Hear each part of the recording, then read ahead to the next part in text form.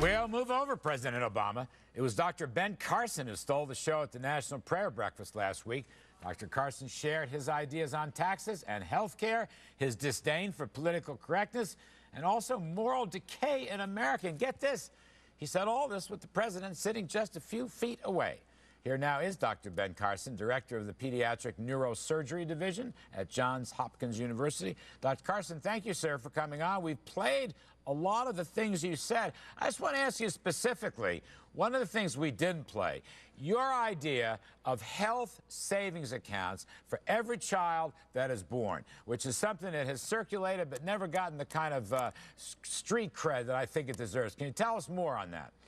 Yeah, well, I said in addition to that, you know, you should have a birth certificate and an electronic medical record. We need to make the system efficient. We spend plenty of money, but we're not actually getting the kind of access that people need. So with the health savings account that you can contribute to from the day that you're born until the day that you die with pre-tax dollars, you accumulate an amount of money over which you have control. And that's really the key issue, because if you have control over it, you're going to very quickly learn how to spend it efficiently.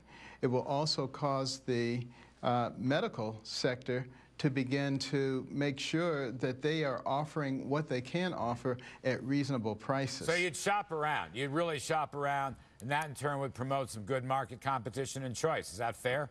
Exactly. Yeah, and when you said that, the president was there.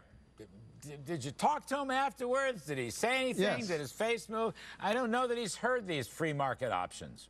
Well, I did talk to him afterwards. He came over. He was very gracious. He said, "Thank you for that wonderful speech. I admire you," and gave me a solid handshake. He was a gentleman about it. All right, well, that's good to hear. How about the scriptural referral to the flat tax, which I personally loved as a supply-sider? 10% sounded pretty good to me. Well, you know, as I said, it doesn't necessarily have to be 10. We can vary the rate according to what we need. But here's the key. With the tithing system that God ordained, everybody pays into it, not just one group of people. And the reason that that's so important, particularly with our system of government, is the government officials are not going to be so ready to raise tax rates if it affects everybody. If you can just take 1% or 2% or 5% and you can sock it to them and tell everybody else, see what I'm doing to them and I'm your friend, then of course people are going to be saying, yeah, great. But of course that has nothing to do with fairness. That has to do with power and being a bully, and that's just the opposite of being fair. Right, retribution. How about the moral decay argument? If I'm not mistaken, you're worried that we may become like Rome at some point. Yeah, well, you know, there were a lot of values that our founding fathers held. They weren't perfect people by any stretch of the imagination, but they believed in many of the principles articulated in the Bible. And now we've gotten to a place where we say, yeah, this is what the Bible says, but that's just an old silly book. We don't really need to deal with that. We're trying to redefine some of the basic pillars, fundamental pillars of society, changing definitions of things, saying, nothing matters. And I'm all for being fair to everybody. I have no problems with trying to be open-minded. But I don't want to change the fundamental pillars of society in order to accommodate everyone. I don't think that that's an appropriate way to manage things. And if you continue to change your definitions, where do you stop? What do you think about all this talk that you should run for president? Wall Street Journal ran an editorial on it.